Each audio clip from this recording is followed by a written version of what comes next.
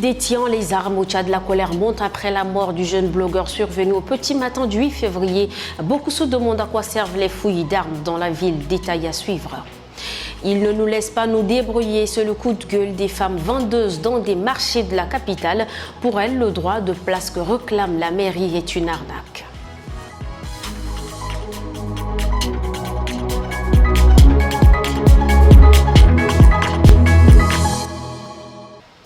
Bonsoir et bienvenue si vous nous rejoignez pour ce 19h45. Vous étiez tous là quand on annonçait la mort par balle de Marius, très actif dans le milieu de la jeunesse. Ce cas, loin d'être isolé, fait couler beaucoup de salive. Et l'on se demande comment les armes à feu se retrouvent aux mains des individus qui en font usage le plus souvent de travers, arrachant la vie des innocents. Medolina Sou. Au lendemain de son assassinat, la colère ne tombe pas. Dans la rue de N'Djamena, on s'indigne contre la détention illégale des armes à feu. Si l'arme est portée par toute personne civile, c'est que ce n'est pas bien. Et ce n'est pas un bon pays. Un bon pays, là, il y a toujours des normes, des choses à respecter. Je pense que la grande part de responsabilité là, doit revenir naturellement au gouvernement. Parce que c'est le gouvernement qui doit réglementer tout ça. Comment comprendre une personne, comme un mortel qui détient une arme, mais il peut faire n'importe quoi. Bien qu'ici au Tchad, il y a toujours un laisser-aller, n'est-ce pas? Même s'ils passent au fui, ils vont laisser certaines personnes, il y a des gens intouchables quand même. Mais il faut faire ces fuites-là pour que chacun se sente. Bon, des gens que même si on sait qu'il a de l'arme, mais on ne peut pas le fouiller. Hier, dans ce snack, le blogueur Marius a été fauché par 2 balles et des voix se sont levées pour réclamer justice. Mais qui est censé porter une arme à feu? Un civil ne peut porter une arme que sous la garantie de pouvoir obtenir une autorisation en bonne et due forme délivrée par le ministre de la Sécurité. Donc si vous n'avez pas une autorisation régulièrement de port d'armes, en tant que civil, vous êtes en infraction lorsque on vous prend en flagrant délit de possession d'armes. Quotidiennement, les forces de sécurité procèdent à des fouilles dans la capitale. Mais des armes restent toujours détenues par des civils. Le ministère de la Santé publique et de la Prévention forme les journalistes sur les modes de communication afin de sensibiliser la population sur l'importance de la vaccination. Dans le cadre de la campagne de vaccination contre la fièvre jaune et la rougeole prévue du 13 au 19 février dans 11 provinces. Les détails toujours des Medolina Sou. Ils sont 30 hommes et femmes des médias à participer à cette réunion de débriefing.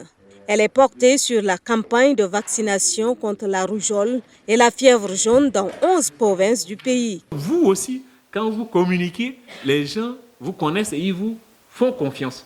Donc quand vous allez vous présenter pour le cas de refus, ils vont dire mais si lui, journaliste là même là, il est venu parler de ça, c'est que le truc là est réel. Donc les gens vont accepter de se faire vacciner. Donc vous pouvez nous aider. Vous pouvez appuyer les agents de vaccination à résoudre des cas de refus. Cette campagne vise des personnes âgées de 9 mois à 60 ans pour la fièvre jaune et de 9 à 59 mois pour la rougeole. En tant que journaliste, même si je connais les bienfaits de la vaccination, il serait de mon devoir de beaucoup plus apprendre encore.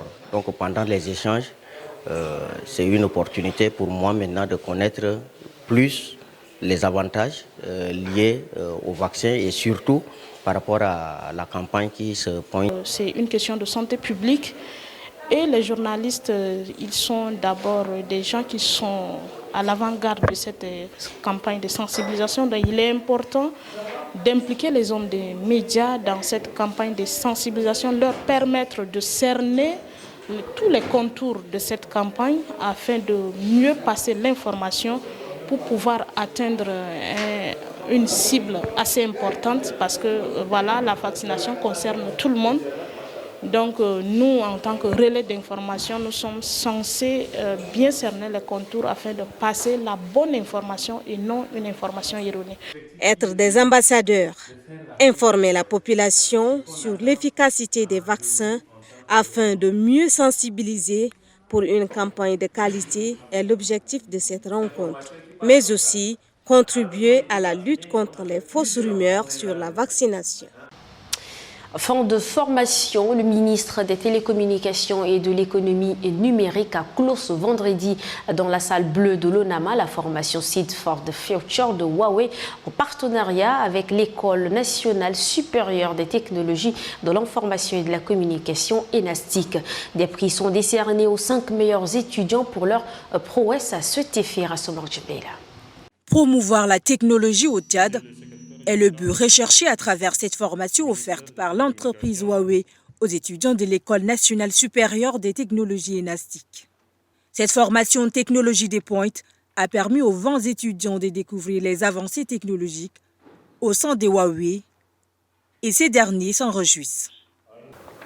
Durant 2 semaines de formation, nous avons été dans une véritable aventure intellectuelle nous permettant d'explorer les horizons passionnants des technologies de l'information et de la communication. En effet, durant la formation, nous avons été témoins de l'innovation et de la passion qui anime Huawei dans ce domaine, ainsi que de l'engagement de l'entreprise en faveur du développement durable et de la responsabilité sociale.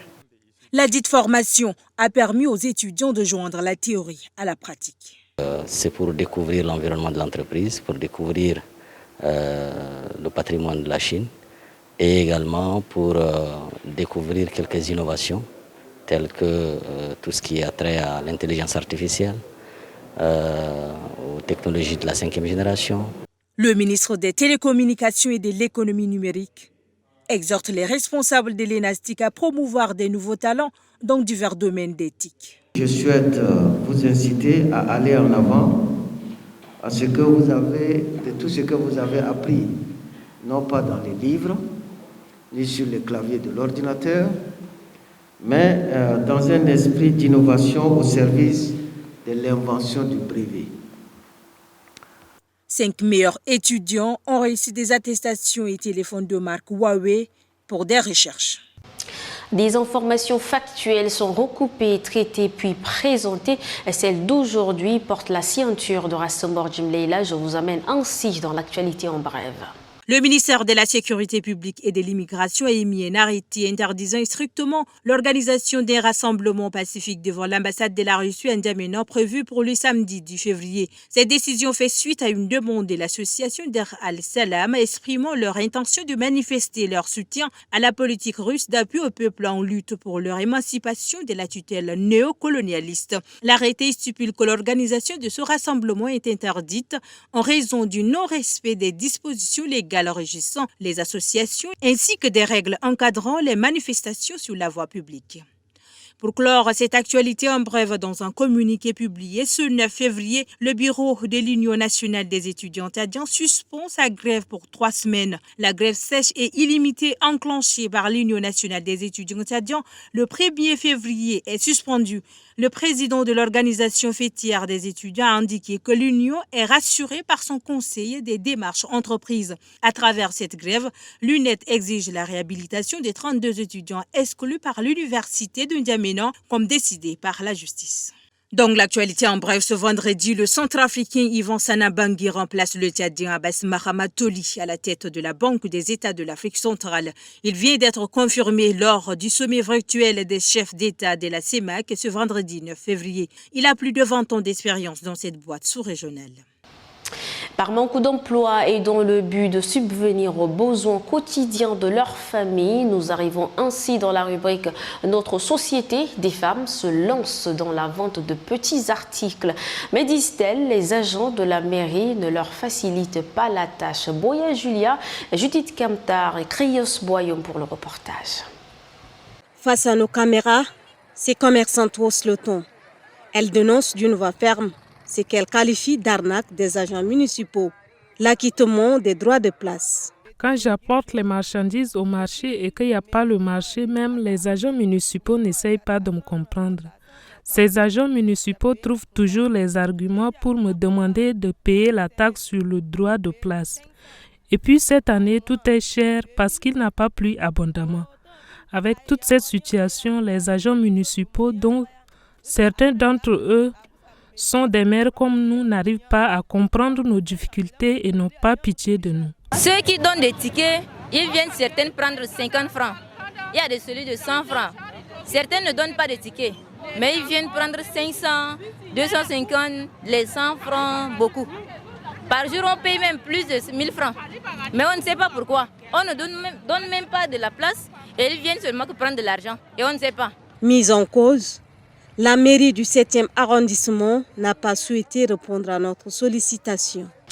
Rassemor Jimleila à l'issue également de cette conférence extraordinaire des chefs d'État et gouvernement de la communauté économique des États de l'Afrique centrale BAC, l'ancien gouverneur Abbas Mahamat Toli le Tchadien a été plébiscité par les chefs d'État de la CEMAC pour candidater au nom de la sous-région au poste du président de la BAD.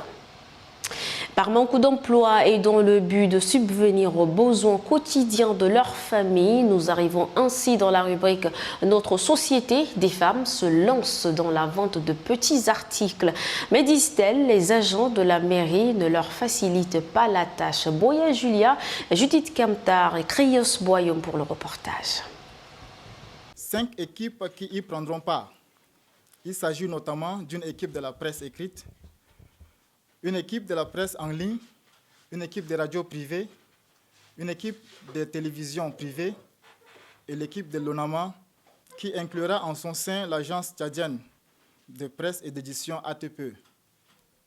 Le match d'ouverture opposera Zara Yacoub FC, qui est constitué de radios privées, à l'équipe Sotina FC, AS Sotina de l'ONAMA, dès 15h au stade municipal de Paris-Congo, c'est 13 février 2024. Le choix de cette date n'est pas fortuit.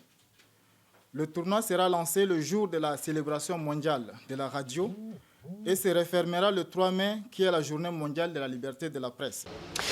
Amis téléspectateurs, ainsi s'achève cette édition. Merci à vous de l'avoir suivi. Prenez soin de vous et restez en compagnie des programmes de Tchad Info TV.